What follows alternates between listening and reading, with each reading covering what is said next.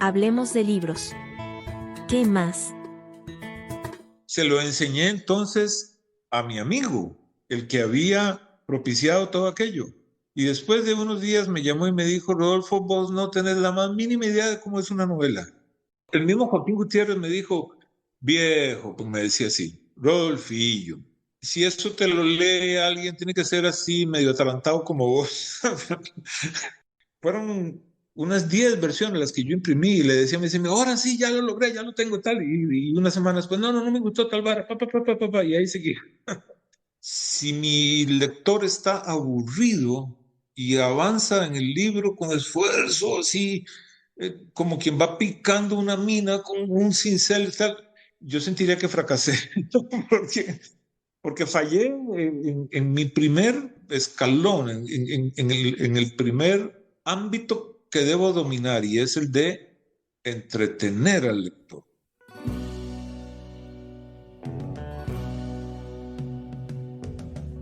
Bienvenidos, bienvenidas a Hablemos de Libros ¿Qué más? Una edición especial de primer aniversario en la que celebramos conversando con las y los escritores de Costa Rica. Soy Hazel Fallas, periodista, científica de datos y ante todo lectora.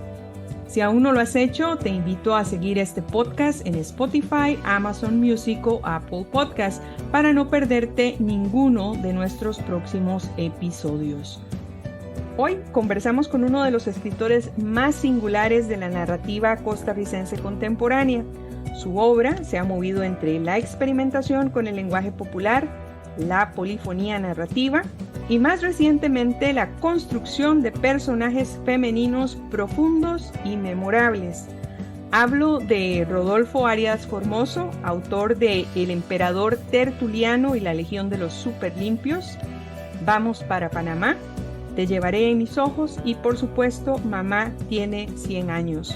Rodolfo, muchas gracias por aceptar esta invitación. Es verdaderamente un honor tenerte acá en Hablemos de Libros ¿Qué más? Hazel, muchísimas gracias. El gusto es mío, es un honor, un halago que me hayas tomado en cuenta y poder compartir sobre mi trabajo y tus inquietudes y en fin, hablar de libros, que de eso se trata. Y hablando de libros, Rodolfo, ¿qué te parece si empezamos por esos libros que marcaron tu infancia? Si hubo algún libro ahí que particularmente desatara la curiosidad por la escritura, ¿cómo fue tu relación con la lectura, con la imaginación? Desde pequeñito se asomó el escritor que vendría después. Yo crecí en un mundo muy lleno de libros, digámoslo así, con muchos libros por metro cúbico, para meter un poco una idea de ingeniería o de matemática. Acabo de imaginarte de chiquillo fascinado en esa biblioteca, pero ¿quién tenía tantos libros en tu casa? Mi abuelo era periodista, mi abuela fue maestra normal en los años 20. Tanto mi abuela como mi mamá, grandes intelectuales, que no continuaron con sus carreras porque después de casadas vinieron muchos chiquitos, pero eso no les impidió ser siempre grandes lectoras. Entonces quiero aclarar que desde la presencia femenina en mi vida recibí siempre un fuerte estímulo hacia los libros, hacia la literatura, hacia la lectura, etcétera. Y desde la presencia masculina también. A ver, una tía, mi queridísima tía Amelia, que lamentablemente falleció muy joven de cáncer, me regaló no el libro en el que primero pensé cuando me hiciste la pregunta, sino los libros. Fue en mi primera comunión. Me regaló una enciclopedia juvenil. Estaba pensada como para chiquillos de 12, 13 en adelante, digamos adolescentes, pero yo la devoré. Eran 16 tomos, hecha en México, editorial Novaro. Se llamaba Enciclopedia de Oro. Y desarrollé con esa enciclopedia una relación muy linda porque para mí era un juego. Me acercaba con los ojos cerrados a donde yo sabía que estaba la enciclopedia, estiraba la mano, así a ciegas, y tocaba alguno de los libros, lo sacaba y lo abría también a ciegas y abría los ojos una vez que tenía escogido una página. Ese era mi juego, desde chiquitillo, de 8 años, por decir algo. Y era bonito encontrar un artículo nuevo, pero también era bonito releer otro para recordar más o así. Yo no vi televisión durante mi niñez porque mi papá no quiso. Otra influencia importante en pro de los libros es que en mi casa hubo televisor cuando yo llegué cuando yo ya tenía como 13 años por ahí. O sea, vos vivías en un mundo de libros totalmente lejos de la tele. Pero además de esa enciclopedia de la que ya nos hablaste, ¿qué otros libros te influyeron? Julio Verne, creo que fue mi primer ídolo como escritor, ¿no? Me encantaba. Thor Heyerdahl, mi madrina, la señora de la casa de al lado, gran amiga de mi mamá, me regaló La aventura de la Kon-Tiki, una balsa que construyó un explorador noruego en 1947. Mira que ni se me ha olvidado el año. Y con esa balsa cruzó el Océano Atlántico desde Perú hasta la Polinesia. Y en fin, no me voy a quedar hablando de la historia de la Kon-Tiki, pero sí inolvidable por su carácter de aventura, de exploración. Me acercó mucho a otra de mis pasiones que he tenido siempre, que es la geografía. ¿Qué otros libros así memorables? Te va a extrañar, pero novelas del oeste. Y por qué? Es que mi abuelo tampoco veía televisión y como no veía televisión, se entretenía de otra manera para que le diera sueño. Volvía del periódico La Nación, donde era ya por aquella época subdirector, y traía, bueno, no sé, una vez cada semana, cada 15 días, un puño de novelillas Bruguera, de la editorial Bruguera, con historias del oeste, westerns. Él le decía, era español, novelas de caballitos. Entonces, había siempre torres de novelas de caballitos que mi abuela recopilaba. Los iba recogiendo a la mesita de noche, porque mi abuelo se leía una entera cada noche y yo las cogía y me iba enterando de la historia de Estados Unidos y de la conquista del oeste, por decirte algo. Con esa cantidad de libros que tenías por todo lado, ¿por qué no te metiste a estudiar literatura? ¿Qué te hizo irte por las ciencias de la computación? Esa pregunta la he trabajado con mi psicoanalista. Sí, tiene mucho sentido, de verdad que sí. Mi papá escribe muy bien, mi papá pinta muy bien, mi papá es graduado ya después de pensionado, de 60 años y más, terminó su carrera como empleado del Banco de Costa Rica y regresó a la que había sido su primera pasión en la vida, que era pintar. Muy pobre de niño, hizo lo que estuviera a su alcance para ayudarle a su mamá y uno de sus primeros trabajos fue mantener, pintar, es decir, reparar las tumbas del cementerio obrero. Entonces él se iba con un pincelito y pintura negra a darle mantenimiento a los epitafios, a los nombres, a las fechas que hay en las tumbas. Trabajó pintando tumbas de 10, de 12 años. Siempre amó pintar. Y cuando se pensionó regresó a la academia, pero a terminar, perdón, a hacer completa su carrera en artes plásticas. Con lo cual se demuestra que mi papá tenía también una vena artística importante, pero él fue el primer jefe de cómputo del Banco de Costa Rica y yo lo vi en carácter de pionero, cuando ni siquiera había carrera de computación en la universidad, levantar aquel centro de informática del Banco de Costa Rica y aprender sobre la marcha a programar computadoras. Y es eso, una percepción de la tenacidad, del empeño, de la resistencia de mi papá que se metió en aquello y creo que ahí hay una influencia importante. En el colegio yo no escogí letras, yo escogí ciencias en el Liceo Franco Costarricense. Predominaba de alguna manera la sensación de que la matemática, la física y otras ciencias, ¿no? La química, la biología, etcétera, eran como más difíciles, más retadoras, de más mérito. Hay toda una cosa como que te lleva a demostrarte que puedes hacer eso, pero no sé, Hazel, conforme fueron pasando los años y ya yo me ganaba la vida en mi carrera de computación, sentía que nunca perdería mi contacto con las palabras, con los textos. A mis 17, 18 años conocí a Joaquín Gutiérrez Mangel, que había regresado de Chile tras el golpe militar que derrocó al presidente Allende y la caída del gobierno de izquierda, la Unidad Popular, todo aquel trauma espantoso del Chile de los años 70. Y aquella influencia de mi niñez que te mencioné en la anterior, hablada larga, porque la verdad es que yo hablo mucho. No, no, para nada. Yo estoy fascinada escuchándote. Seguí, por favor. Este, Aquello afloró, volvió. Con Joaquín tuve una amistad hermosa, muy intensa, y admiraba tanto a Joaquín como escritor, como persona. Llevé sus cursos en la Universidad de Creación Literaria y en fin, que ese espacio de amor por el trabajo literario en su primera acepción, que es el del lector, el buen lector, se mantuvo. Y al final coexistieron las dos cosas. Sí, eso es lo bonito, porque ahora que decías que ya cuando te empezaste a ganar la vida en el mundo de la computación, de la informática, regresaste a las palabras. Y yo creo que lo hiciste de una manera muy singular. Si no me equivoco, tu primera novela fue El Emperador Tertuliano y La Legión de los Superlimpios, ¿cierto? Eso fue en el 89. Tendrías que unos 30 y pico de años por ahí, más o menos. Por ahí, 32, 33. Era el final del año 88. A veces nos ganábamos una extra dando lo que se llamaba, o se sigue llamando, es que ya perdí contacto un poco con eso, cursos de verano. Entonces yo me acuerdo que yo estaba dando un curso de verano, me tenía que ir todo diciembre y enero, en fin, ese receso largo de la universidad, de la vuelta del año. Y ahí aproveché para darle forma, para pegar carrera literalmente con un trabajo que se me había venido ocurriendo durante el segundo semestre del 88.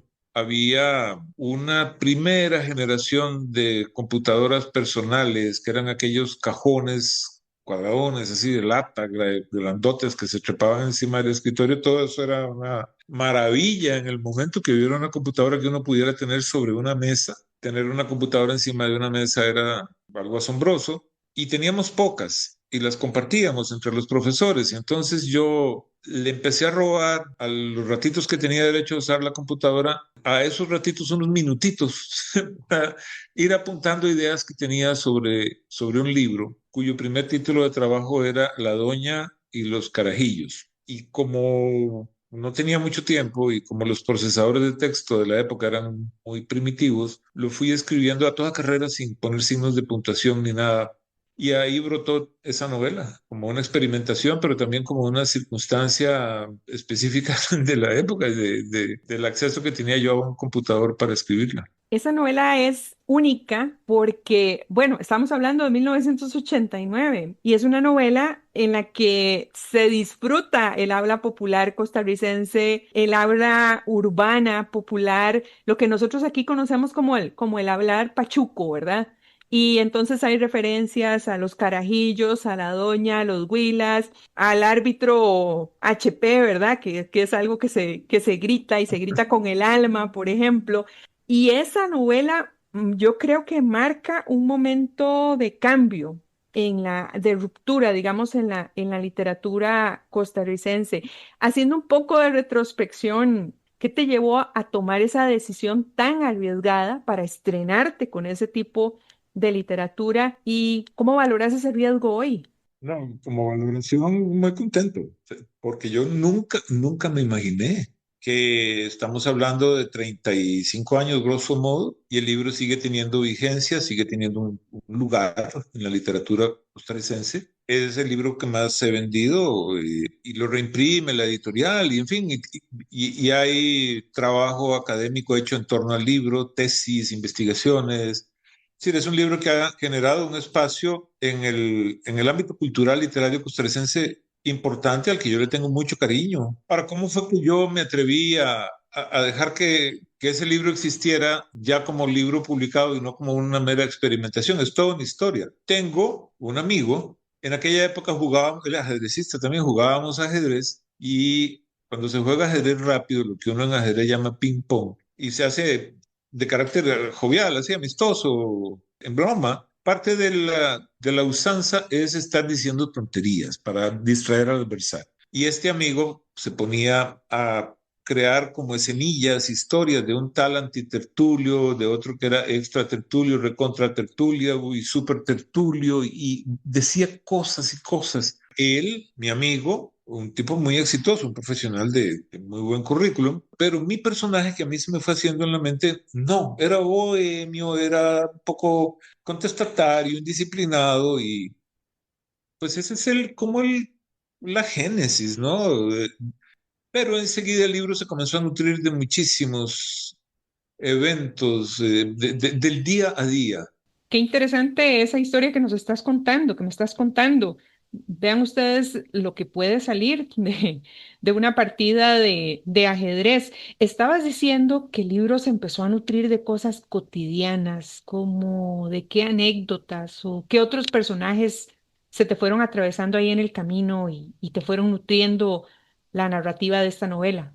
Era mi época de mi primer matrimonio y la pasábamos muy ajustadillos de presupuesto siempre. Entonces mi esposa hacía repostería y yo la repartía en unas grandes bandejas de madera que había hecho mi papá en su taller de ebanistería. Mi papá, entre otras cosas, es un gran ebanista. Y yo entraba a fábricas que en aquella época eran muy frecuentes de ropa, maquiladoras de ropa. En Guadalupe, en Moravia, que es mi zona, había muchas maquiladoras. Entonces era muy intenso entrar cargando así encima de la cabeza varias bandejas de pastelitos y tal, y llegar al lugar donde todos los agentes y repartidores entregaban unos productos lácteos, otra repostería, qué sé yo, y escuchar aquellas conversaciones. Personal de esas fábricas era un 95% mujeres, muchachas jóvenes, y las historias que contaban. Y en un momento dado yo agarré el facturero que llenaba una factura todos los días y en la copia de la factura que me quedaba a mí comencé a anotar lo que yo escuchaba y ya el libro comenzó a coger cuerpo, se comenzaron a definir personajes y en fin, ya no paré. ¿Y qué pasó cuando tuviste listo aquel primer borrador de la novela? ¿Qué suerte corrió? Se lo enseñé entonces a mi amigo, el que había propiciado todo aquello. Y después de unos días me llamó y me dijo, Rodolfo, vos no tenés la más mínima idea de cómo es una novela. Pero primero estudiar un poco, revisar, yo sí había leído muchas novelas y, en fin, como te conté, Joaquín Gutiérrez, etcétera, mi amistad con él. Pero lo cierto es que me cohibí y la guardé. Y años después, no, años después, digamos que un año después, conversando con dos amigos escritores con quienes yo me reuní, decidí cierta noche llevar aquel legajo de papeles y les leí partes y se sorprendieron. Y me dijeron que yo no podía dejar eso ahí guardado, que yo tenía que terminar ese trabajo y publicarlo y entonces corrí a participar en un certamen llamado Valle Inclán y el tertuliano ahí se ganó una mención de honor y el resto ya pues es conocido. Al final Carmen Naranjo me apoyó mucho desde la UNED, hicimos una primera edición en la UNED y después otras y tal y después ya se pasó a la editorial Costa Rica. Pero es eso, hubo gente, el mismo Joaquín Gutiérrez me dijo, viejo, pues me decía así, Rodolfillo, si eso te lo lee alguien, tiene que ser así, medio atarantado como vos. Qué don Joaquín, Eso qué bárbaro, ¿ah? es una experimentación, es muy raro. Yo sentía que a Joaquín el tertuliano le quedó fuera de su periscopio, pero bueno, lo sorprendente es que los costarricenses, los lectores costarricenses, sí lo han, sí lo han apropiado, sí lo han asumido, validado perfectamente. Es que es el hablar popular. Yo, ahora que le estoy releyendo, yo decía, es que yo me identifico con la forma de hablar de la gente en los barrios del sur. Y yo, para serte sincera, yo creo que todos hemos usado en algún momento ese lenguaje, ¿no? O sea, no nos vamos a poner puritanos, ¿no? En algún momento creo que nos identificamos porque entendemos esa forma de hablar. Vos rompiste entonces con una tradición literaria, con lo que se venía haciendo en Costa Rica hasta el año de la publicación, entonces, con esa novela. Había algunas incursiones en la urbanidad, en el habla popular, pero yo creo que yo lo solté, le solté todas las restricciones. Simplemente puse en el texto lo que yo oía directamente y como un experimento, pues a mí no me importaba cualquier ocurrencia. Todo se valía. El ruido de un chunche de esos que sopla aire caliente para secarse uno las manos en un baño, ¡fum! Uy, yo lo metía sin considerar si eso se podía o no. Simplemente iba echando como quien echa cosas en un saco. Ahora sí, una cosa, Hazel, créeme, la acomodada que yo le di luego a todo aquello para organizarlo sin que perdiera su carácter caótico, vamos a dejar eso claro, pero para que adquiriera una consistencia narrativa de alguna índole, fue muy ardua. Ese libro no me salió solo jodiendo y solo chingando, no. Ah, no, de eso no tengo la más mínima duda, jamás. Después hubo que ponerle muchas ganas, muchas, muchas, muchas ganas. fueron unas 10 versiones las que yo imprimí y le decía a mi diseñador, ahora sí, ya lo logré, ya lo tengo tal. Y una semana después, no me gustó tal vara, y ahí seguí. Que esa ha sido una característica de mi trabajo, el pulimento final que no se consigue, que uno siempre quiere hacerle otra cosa y otra cosa. Luego de esta novela, luego de tanta experimentación, de tanta pulida, de tanta editada, después de esa novela, para que saliera, digamos, la que vino después, que fue Vamos para Panamá, pasó bastante tiempo. Hace como 6 años. Y bueno, mis hijas pequeñitas, mi carrera laboral, yo trataba de mejorar, de consolidar el ajedrez y un conjunto de cuentos muy viejos que se llamaba Cuentos de Humo y Lata, que luego aparecen en la antología que se llama La Madriguera, con la que gané también premio nacional en el 2010, 2011 por ahí. Es decir, entre el tertuliano y Vamos para Panamá hay trabajo cuentístico. Pero bueno, volví con Vamos para Panamá, que fue otra experimentación y cómo hacer una novela sin narrador omnisciente, donde cada personaje va contando su partecita del libro, su visión, sus emociones, en un libro muy condensado en el eje temporal, es solo una noche, con retrospecciones, claro está, pero que ocurre en pocas horas. Novela que surge de una tomada de cervezas en la calle de la Amargura, a la que fui con un amigo y había una muchacha simpatiquísima, tan buena narradora, que convocó a la mitad del bar. Nos terminamos parando alrededor de ella para que contara la historia de cómo una vez fue con su familia a Panamá en un viejo Land Rover y cómo el bendito carro iba fallándoles de camino y me quedé con eso. En fin, después se metieron muchas cosas. Ahí hay en clave mucha historia de personas, de acontecimientos, de épocas, de lugares, etcétera, que ya tienen pues mucho que ver conmigo, con mi familia y no sé, en fin. Esa es la historia de Vamos para Panamá. Esa de Vamos para Panamá es vacilona también por eso que estás diciendo, porque es la polifonía, siete voces distintas, lo que le da ese saborcito, digamos, más allá de la historia que origina, digamos, la novela. La otra que escribiste en el 2007, se publicó en el 2007, Te llevaré en mis ojos, que también fue Premio Nacional Aquileo J. Echeverría, abarcás 3 décadas en la vida, en la historia costarricense, hablar de los 70 hasta los 2000. ¿Qué buscabas retratar en esa novela? Digamos, porque tiene esa mezcla, ¿no? Como de lo político y de lo íntimo. Una novela histórica mía. Del mismo modo en que Vamos para Panamá es de mis novelas la única que colinda un poquito con un carácter onírico, irreal. Por oposición, Te llevaré mis ojos en la novela realista. Ahí entra en juego Joaquín Gutiérrez. Como para contarte los entretelones, yo escribí la historia que me contó un amigo y era la siguiente.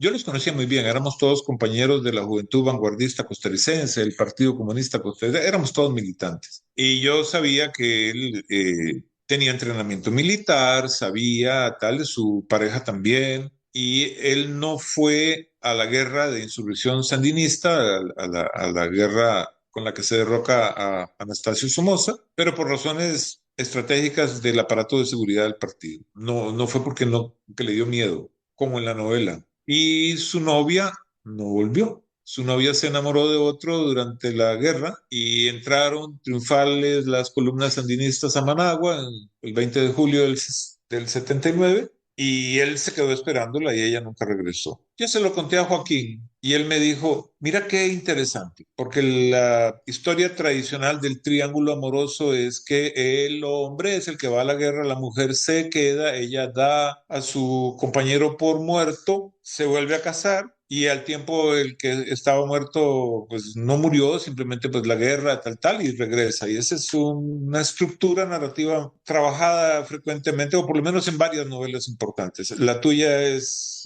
diferente porque la que se va es ella y el que se queda es él y en fin. Pero más allá de eso, me dijo Joaquín, es tu generación, es tu época, son las cosas que caracterizarán por siempre a lo que fue el sueño revolucionario, la utopía, tal, propia de los 70, enraizada por un lado en el Che Guevara, en la migración de los revolucionarios chilenos que llegan a nuestros países después de lo que ya mencionábamos, ¿no? De Allende, tanto como en los Beatles, o en Silvio Rodríguez, o en Juan Manuel Serrat, en fin, es que es toda una época y ahí quedó. Abarcó hasta efectivamente los años 90. Yo creo que cronológicamente no llega hasta el 2000, pero sí nos muestra a nosotros, los de aquella generación, ya adultos, ya casados, ya con chiquitos, ya qué sé yo, viviendo la vida desde otro lugar, desde otro espacio afectivo, ideológico, de ensoñaciones, de tal, y sobre todo con el pesar insuperable al ver que nuestros sueños y que la sociedad que queríamos construir y tal nunca se materializó y que aquello en lo que invertimos, qué sé yo, nuestras más preciadas horas y voluntades se desvaneció cuando cae el campo socialista, cuando la revolución cubana se hunde en un país sumido en la miseria y en fin, podríamos seguir hablando mucho de todo lo que representó para nosotros esa historia. En tus novelas, incluida esta de Mamá tiene 100 años, que es tu más reciente obra, siempre está eso, ¿no? Como esa tensión entre la parte histórica, entre contar lo social, lo político, lo que nos ha marcado como país y también esa visión global, ¿verdad? No te limitas a los linderos de este lindo país que es Costa Rica. Y también está como esa impronta de la experimentación cuando escribís. ¿Eso lo haces a propósito o te sale inconscientemente para volver al tema del psicoanálisis? Para meter a don Sigmund Freud otra vez, ¿eh? No, es bastante consciente. Yo no quería ser informático. Gané mi examen de admisión y entré a la universidad. Mi gran ilusión era ser arquitecto. Y nunca ejercí la carrera de arquitectura, pero sí he diseñado casas y hay algunas que se han construido con ideas mías. ¿Por qué cuento esto? Porque yo las novelas las trabajo, creo, desde ahí en alguna medida, desde mi gusto por la estructura, desde mi gusto por la forma, la topología, dirían los matemáticos. Entonces, me apasiona la narratología como tal. Yo di talleres para el Colegio de Costa Rica de narratología, estudié teoría de la narración en tiempos en que Manuel Obregón era ministro de Cultura, estamos hablando, no sé, hace unos 15 años, tal vez en el gobierno de Luis Guillermo Solís, por ahí, el de Laura Chinchilla, en fin. Y llegué a la conclusión, es que quizá el personaje, llamémoslo así, más interesante de construir para un escritor es el narrador. ¿Quién va a contar esta historia? ¿Desde dónde la va a contar? Puede ser un personaje, puede ser un narrador omnisciente, en fin, puede haber varios narradores, puede ser un diálogo, en fin, hay muchísimas posibilidades. Entonces, cada libro yo lo concibo de una cierta manera. Guirnalda bajo tierra, que no lo hemos mencionado acá, que creo que es mi novela más ambiciosa, más compleja, es una novela hecha con 7 subnovelas, llamémoslo así, fue también muy trabajada estructuralmente. Y Mamá tiene 100 años también. En algún momento yo dije, ay, yo quiero que esta historia la cuente la hija de la que está cumpliendo 100 años y que la cuente luego de que la mamá, en una conversación la víspera de que cumple 100 años, repito, le cuente finalmente misterios antiguos que hay en la familia y saquen entre ellas, qué sé yo, cosas antiguas que llevan y trasciendan desde un rol muy duro, muy fijo, muy establecido a lo largo de los años, hacia una libertad que por primera vez van a sentir una como madre y la otra como hija. Ese fue mi propósito. Luego se vino la construcción de una historia de familia italiana. Tengo particular afecto, interés, admiración, hay varias maneras de decirlo, por la italo-costarriqueñidad, pongamos esa palabra larga, sí. Y más o menos esos son los bastiones sobre los que está construida esta novela. Esa novela yo le comentaba a una amiga hace unos días que es como cuando uno se come una torta chilena, ¿verdad? Capita de hojaldre, dulce de leche, capita de hojaldre, dulce de leche y tiene arriba como una crema pastelera o algo así. Porque uno la puede leer desde la historia íntima de Ana y de Laura. Ana es la mamá, Laura la hija, pero tiene muchas capas. Tiene la capa de la mezcla de esa memoria íntima de madre e hija, pero también tiene una historia colectiva, la Segunda Guerra Mundial, la migración italiana, la vida en San Vito, la vida en San José. ¿Cómo trabajaste esa mezcla de mundos, de posibilidades en esta novela? ¿Cómo fue que se te ocurrió esta estructura en la que nos envolves? Porque como no tiene capítulos, casi que hay que ir a almorzar hacer una pausa, lavarse los dientes y regresar a leerla para luego ir a tomar café y seguir leyendo la novela. Al menos a mí me pasó en buena parte así. Yo diría, me va a escuchar eso, que te atrapé. Eso es muy halagador para mí, saber que atrapé al lector, porque yo creo profundamente en el carácter lúdico de la literatura. Alguna vez en un congreso centroamericano de literatura yo dije que sin juegos, sin risas, sin una convocatoria, justo de eso, de lo lúdico, la literatura no está completa, pongámoslo así, como fenómeno cultural. Y eso provocó el enojo de un viejo narrador, importante narrador guatemalteco, muy comprometido con las luchas sociales guatemaltecas y tal, que me dijo, no, para bromear y para vacilar y para chingar, vaya a otra parte, pero no con la literatura. En fin, tuvimos ahí un pequeño intercambio muy rico, muy respetuoso y todo, pero con una visión muy opuesta. Si mi lector está aburrido y avanza en el libro con esfuerzo, así como quien va picando una mina con un cincel y tal, yo sentiría que fracasé, porque, porque fallé en mi primer escalón, en el primer ámbito que debo dominar, y es el de entretener al lector. No significa que la historia vaya a ser superficial y intrascendente, no, pero yo tengo que ser entretenido, soy un cuentacuentos.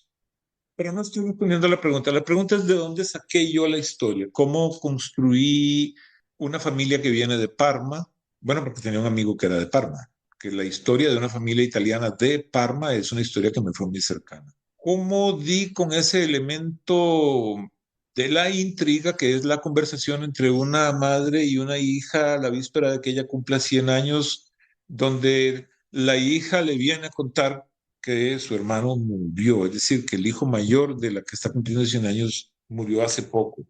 Bueno, porque una amiga una vez me llegó angustiadísima, que no sabían qué hacer, en este caso con la abuela de ella. En aquella época teníamos 35 años, tanto mi amiga como yo, y ella me vino a contar que su tío había muerto y que la familia había decidido no contarle a la abuelita porque ya se estaba muriendo porque tenía 98 años, no era exactamente 100, pero está casi, casi. Y luego había un drama terrible en la familia porque no sabían qué hacer. La señora había recuperado de su crisis de salud y preguntaba incesantemente por el hijo que no aparecía. La historia de San Vito es apasionante. Había leído yo los libros de Vito Sansonetti. Viajé a Italia con el fin expreso de documentarme. Recorrí los teatros más violentos de cómo se desarrolla. A ver, a Italia le tocó ser el teatro más destrozado, a excepción hecha de Alemania, lógicamente, ¿verdad? Pero de los países grandes de Europa, ni Francia, ni Inglaterra sufrieron tanto, de Europa del Oeste, sufrieron tanto como Italia. Lo que ocurre en la Segunda Guerra Mundial en el sur de Italia es impresionante, es atroz, es una cosa. Por eso me detuve un poco y aparte de que Laura Brunello, la protagonista, es muy académica, muy investigadora y ella no puede evitar que su historia, que es una crónica familiar, se le convierta en una especie de ensayo, de paper, de investigación, ¿verdad? Entonces ella lo llena de datos como si estuviera trabajando cualquiera de sus artículos en su calidad de lingüista, de académica. Sí, ese personaje de Laura es súper riguroso, pero también es muy divertida. A mí me encantó. Pero también otra cosa que me encantó de esa novela es que se puede leer justamente como una novela histórica, pero también como un relato íntimo de Ana y de Laura, de mamá e hija. Y ahí te quiero preguntar qué te atrajo de ese reto de construir esos personajes tan femeninos, cómo te conectaste con ellas. Ya me han dicho cómo hizo para escribir una novela cuya narradora sea una mujer y una novela que recorre a ese personaje en múltiples dimensiones de su feminidad y lograr un relato sólido, un relato congruente, un relato verosímil, genuino, ¿verdad? Y ya tenía preparada una respuesta para esta conversación. Muy predecible la pregunta entonces. Primero que todo, yo pienso que le he puesto muchísima atención a las mujeres siempre. Te conté mi abuela, mi madre, mi tía, la vecina, la que me regaló la novela de las aventuras de Thor Heyerdahl. Tres hijas tengo, no tengo hijos. Y en particular con esta historia, desde mi amiga que me contó que su abuela y su tío que no sabían qué hacer, es la primera mujer que me cuenta, que me da esta novela. La otra que habló mucho sobre la guerra, sobre las penurias, sobre todo lo que sufrieron en la guerra fue la mamá de mi amigo, pero ella conversaba mucho, una señora italiana que ya falleció. Las lecturas minuciosas, cariñosas, amorosas de, por ejemplo, Arabella Salaberry, que hace ya un par de años me dijo Rodolfo, es una novela muy buena, es entrañable. De mi hermana María, de Cristi Barrantes Bryce, una joven narradora y poeta que le dio una leída muy minuciosa, de Ruth Cubillo, de la Facultad de Letras de la universidad, que fue la que la dictaminó en la editorial Costa Rica. Como yo decía en la presentación del libro ahora en la fila, es una novela hecha por mujeres, muchas mujeres a través de mí. Es como la primera cosa que yo quiero decir al respecto. Lo otro en lo que he estado reflexionando es que si bien estamos en un contexto importantísimo en esta época de debates, de discusión sobre temas de género, sobre temas de feminismo, de patriarcado, en fin, pluralidad de identidades sexuales y todo lo que en este momento, ¿verdad?, caracteriza, creo que un poco nos olvidamos que es muchísimo lo que compartimos todos los seres humanos, independientemente del sexo que seamos. Yo soy de la opinión de que es más grande la intersección, son más grandes las similitudes que las diferencias, y que por consiguiente los hombres podemos sentir mucho de lo que sienten las mujeres y viceversa. Lo que pasa es que últimamente como que no nos lo creemos, nos negamos esa posibilidad. No debería entonces parecernos tan raro, tan particular que un hombre, que un escritor sea capaz de meterse en la piel de una mujer para construir dos personajes, digamos, del talante de Ana y de Laura, entonces. Sí, parece raro, pero yo insisto que no debería parecernos tan raro. Hay una Madame Bovary, hay una Ana Karenina, hay una Úrsula Iguarán, ¿sí? O hay un Adriano escrito por Marguerite Yourcenar. Pues sí, es decir, que se puede, se puede. Y de maneras culminantes en la historia de la literatura. Digo, no estoy con esto poniéndome yo claveles y flores echándomelas encima, pero que lo que yo hice se ha hecho y hay grandes escritores y escritoras que han logrado cosas impresionantes, sí, sí, sí, claro que sí. Rodolfo, yo podría seguir hablando aquí muchísimas horas más, pero ya casi se nos está acabando el tiempo de esta conversación. Pero hay una pregunta que no quiero que se me quede por fuera. Es cómo valoras la literatura costarricense de ahora, de este siglo.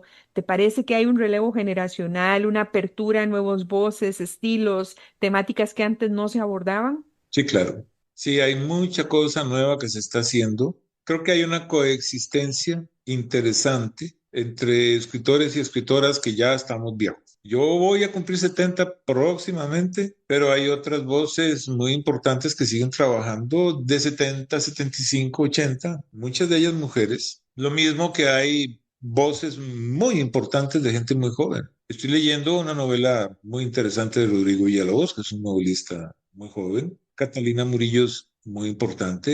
Ella está más o menos a mitad de camino entre los más jóvenes y los más viejos. Leí, ay, estoy con la cabeza un poco cansada, Mercurio en primavera, creo que se llama, y creo que es de Byron Salas hace unos años, una novela que me pareció buenísima. Solo quiero decir una cosa para complementar esta respuesta.